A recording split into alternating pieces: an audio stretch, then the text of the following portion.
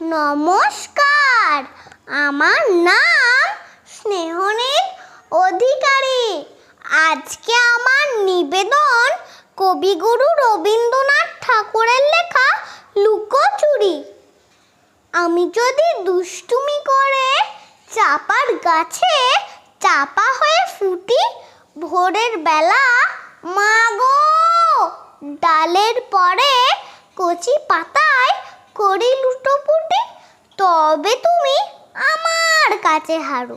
তখন কি মা চিনতে আমায় পারো? তুমি ডাকো খোকা, কোথায় ওরে?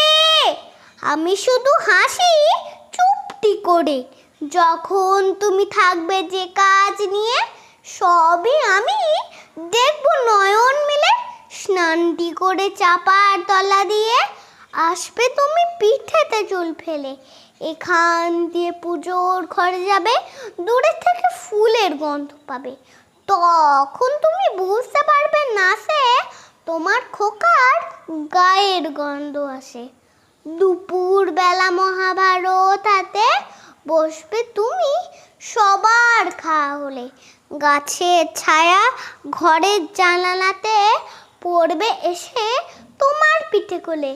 আমি আমার ছোট্ট ছায়াখানি দোলাবো তোর বইয়ের পড়া আনি। তখন তুমি বুঝতে পারবে না সে তোমার চোখে খোকার ছায়া ভাসে।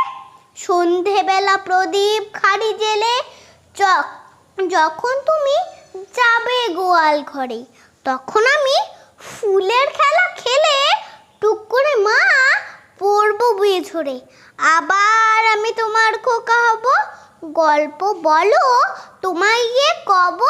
তুমি বলবে দুষ্টু ছিলি কোথা, আমি বলবো না সে কথা। নমস্কার।